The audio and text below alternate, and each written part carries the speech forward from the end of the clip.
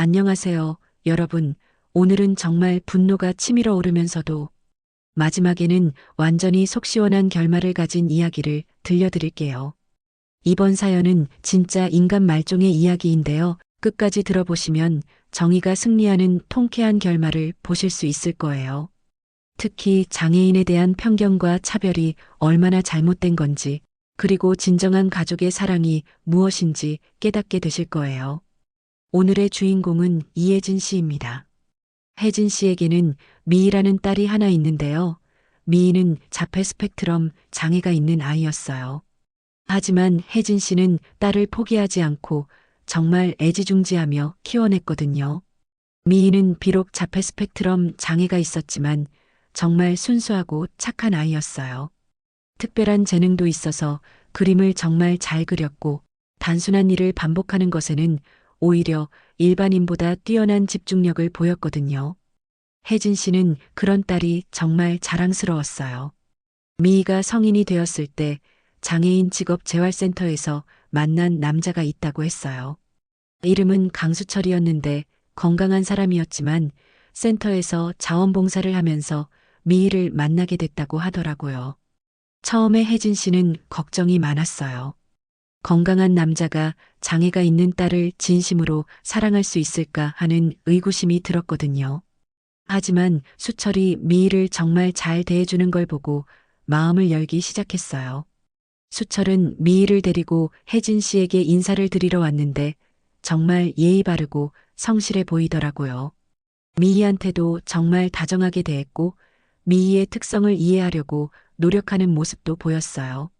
수철이 하는 말이 미희 같은 순수한 여자를 만나게 되어서 정말 행복하다면서 평생 보호해주겠다고 약속하더라고요. 혜진 씨는 그런 수철을 보고 믿을 만한 사람이라고 생각했어요. 2년 정도 사귄 후에 수철이 정식으로 결혼을 신청했어요. 혜진 씨는 딸이 좋은 사람을 만나서 보호받으며 살 수 있게 된 것 같아서 정말 기뻤거든요. 미희도 수철을 정말 따르고 있었고요. 수철의 부모님과도 만나봤는데 처음에는 좀 어색한 분위기였어요. 아무래도 아들이 장애가 있는 여자와 결혼한다고 하니까 걱정스러워 하시는 것 같더라고요. 하지만 수철이 부모님을 설득했는지 나중에는 미희를 받아들이시는 것 같았어요.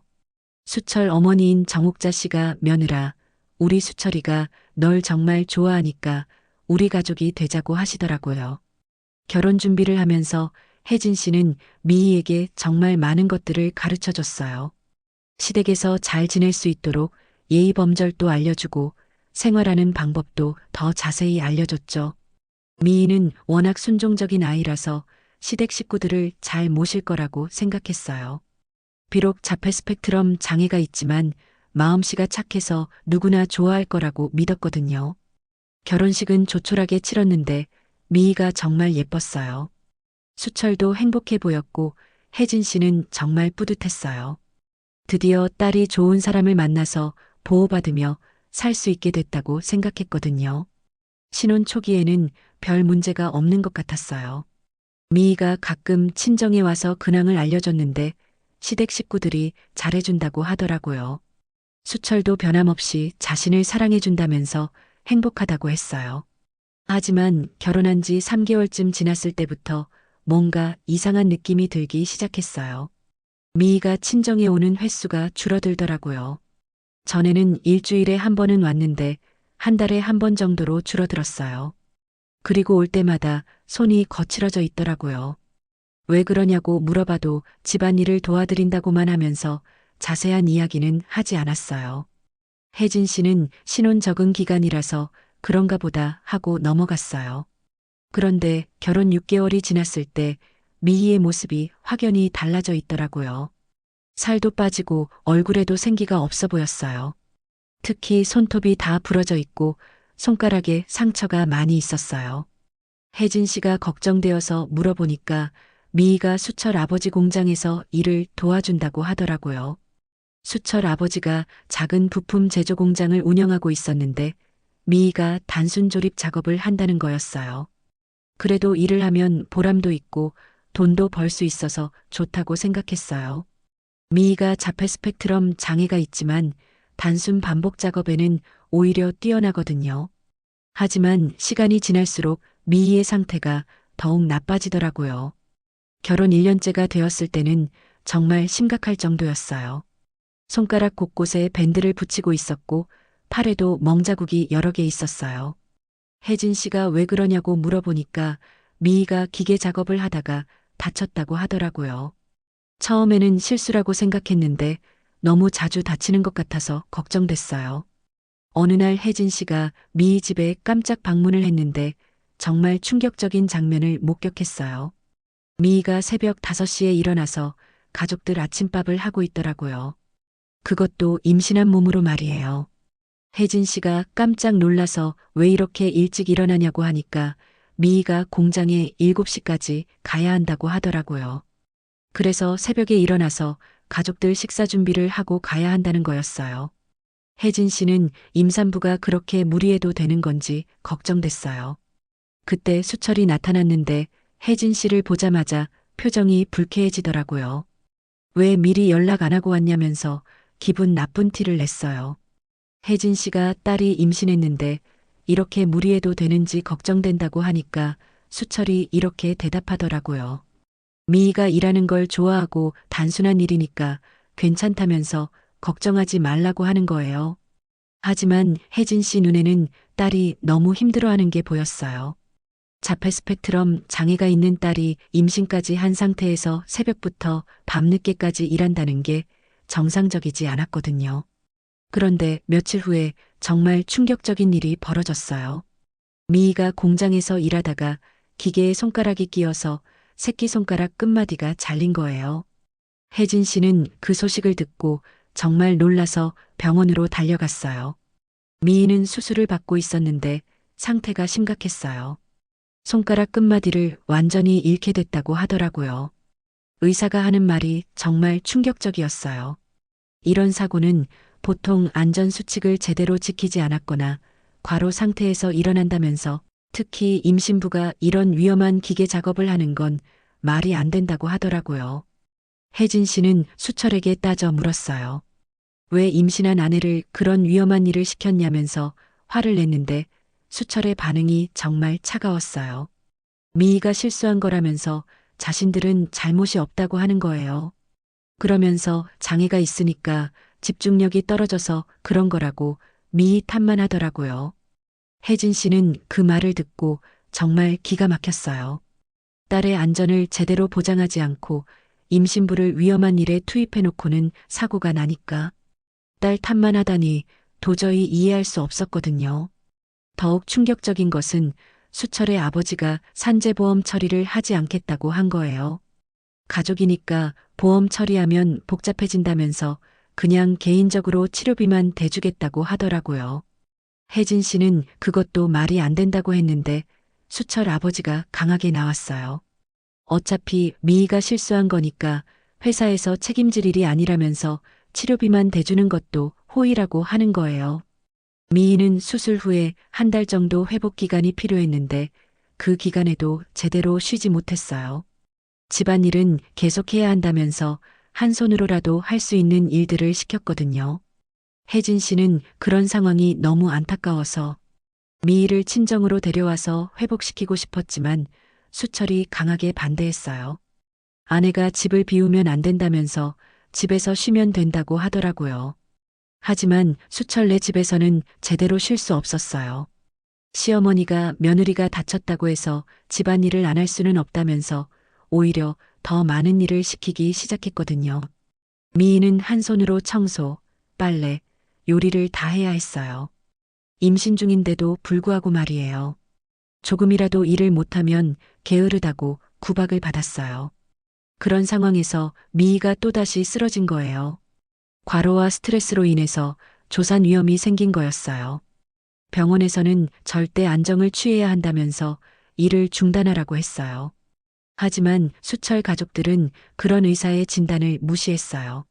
집안일은 누군가 해야 하는 거라면서 미희에게 계속 일을 시켰어요.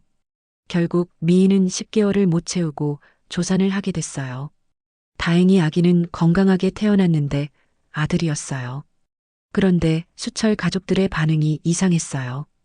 아들을 낳았다고 하니까 갑자기 미희를 대하는 태도가 조금 나아지더라고요. 며느라 고생했구나. 아들을 낳아줘서 고맙다고 하면서 말이에요. 하지만 그것도 잠깐이었어요. 산후조리가 끝나자마자 다시 미희에게 일을 시키기 시작했거든요. 신생아 돌보는 것만으로도 힘든데 집안일과 공장일까지 해야 했어요.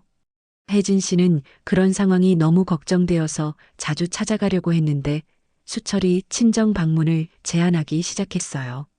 너무 자주 오면 미희가 일에 집중하지 못한다면서 말이에요. 그런데 아기가 돌이 되었을 때 미희가 또 임신을 했다는 소식을 들었어요. 혜진 씨는 기쁘기도 했지만 한편으로는 걱정도 됐어요. 미희의 몸 상태가 좋지 않은데 또 임신을 해도 괜찮은지 말이에요. 두 번째 임신 기간 중에도 미희는 계속 일을 해야 했어요. 공장 일은 그만뒀지만 집안일과 육아는 모두 혼자 해야 했거든요. 그런데 임신 7개월쯤 됐을 때 또다시 사고가 일어났어요. 미희가 집에서 무거운 김치 냉장고를 옮기다가 넘어진 거예요. 혼자서 할 수 없는 일인데 시어머니가 혼자 하라고 해서 억지로 하다가 사고가 난 거였어요. 그 사고로 인해서 미희는 응급실에 실려갔는데 태아에게 이상이 생겼다고 했어요. 다행히 유산은 되지 않았지만 조산 위험이 매우 높다고 하더라고요. 의사가 절대 안정을 취해야 한다면서 무거운 일은 절대 하면 안 된다고 했는데 수철 가족들은 또다시 그런 진단을 무시했어요. 결국 미희는 또다시 조산을 하게 됐어요. 이번에는 딸이었는데 미숙아로 태어나서 인큐베이터에서 한 달 정도 지내야 했어요. 그런데 수철 가족들의 반응이 정말 충격적이었어요. 딸을 낳았다고 하니까 갑자기 실망하는 기색을 보이더라고요. 첫째가 아들이라서 다행이지 딸만 둘이었으면 어쩔 뻔했냐는 식으로 말하는 거예요. 미희는 산후조리도 제대로 못했어요. 딸이 인큐베이터에 있으니까 병원을 오가야 했고 집에서는 첫째 아들 돌보는 일과 집안일을 계속해야 했거든요. 그런 상황에서 미희의 몸이 완전히 망가지기 시작했어요. 산후우울증도 심해졌고 만성 피로에 시달렸어요. 하지만 수철 가족들은 전혀 신경 쓰지 않았어요. 둘째 딸이 태어난 후에는 더욱 힘들어졌어요. 두 아이를 돌보면서 집안일까지 해야 하니까 미희가 견딜 수 없을 정도였거든요. 특히 둘째 딸에 대한 수철 가족들의 태도가 정말 냉정했어요. 아들은 정말 귀여워하면서도 딸은 별로 관심을 보이지 않더라고요. 혜진 씨가 그런 걸 보고 서운함을 표현하니까 수철이 이렇게 말하더라고요. 아들이 집안의 대를 이어갈 거니까 당연히 더 중요하다면서 딸은 어차피 시집갈 거라고 하는 거예요. 그런 차별적인 대우 속에서 미희는 점점 더 지쳐갔어요. 특히 자폐 스펙트럼 장애 특성상 규칙적인 생활이 중요한데 계속 불규칙한 생활을 하다 보니까 증상도 악화됐어요. 미희가 가끔 혼자 중얼거리거나 반복적인 행동을 하는 일이 많아졌는데 수철 가족들은 그런 모습을 이상하게 여겼어요. 정신이 이상해졌다면서 무시하더라고요. 그런데 둘째가 두 돌이 되었을 때 정말 충격적인 일이 벌어졌어요. 미희가 갑자기 심한 경련을 일으키면서 쓰러진 거예요. 병원의 응급실로 실려간 미희는 심각한 상태였어요. 과로와 스트레스, 영양 부족으로 인해서 몸이 완전히 무너진 거였어요. 의사가 이런 상태로는 정상적인 생활이 불가능하다면서 최소 몇 개월은 완전한 휴식이 필요하다고 했어요. 더욱 심각한 건 미희의 정신 상태였어요. 극심한 스트레스로 인해서 자폐 스펙트럼 장애 증상이 급격히 악화됐고 우울증까지 심해진 상태였거든요. 의사가 환자의 상태가 매우 심각하다면서 당분간은 절대 일을 시키면 안 되고 정신과 치료도 함께 받아야 한다고 했어요. 혜진 씨는 딸을 친정으로 데려와서 돌보겠다고 했는데 수철이 강하게 반대했어요. 아내가 집을 비우면 누가 아이들을 돌보고 집안일을 하냐는 거였어요. 의사도 환자의 건강이 최우선이라면서 충분한 휴식과 치료가 필요하다고 했지만 수철은 들으려고 하지 않았어요. 그런데 이때 정말 놀라운 일이 벌어졌어요. 수철이 갑자기 이혼을 요구한 거예요. 미희가 이런 상태로는 더 이상 아내 역할을 할 수 없다면서 이혼하자고 하는 거였어요. 혜진 씨는 정말 기가 막혔어요. 딸을 이렇게 병들게 해놓고는 이제 와서 이혼하자고 하다니 도저히 이해할 수 없었거든요. 더욱 충격적인 것은 수철이 아이들에 대한 이야기였어요. 아들은 자신이 키우겠지만 딸은 미희가 데려가라는 거였어요.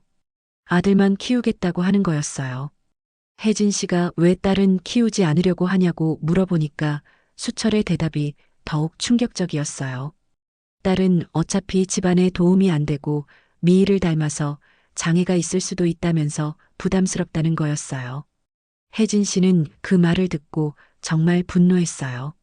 두 아이 모두 수철의 친자식인데 성별과 장애 가능성을 이유로 차별하다니 인간으로서 할 말이 아니라고 생각했거든요. 하지만 수철의 의지는 확고했어요. 아들은 집안의 대를 이어갈 중요한 존재지만 딸은 그렇지 않다면서 양육비도 주지 않겠다고 했어요.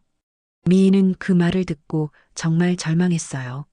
아들과 헤어져야 한다는 것도 충격적이었고 자신이 이렇게 버려질 줄은 꿈에도 몰랐거든요.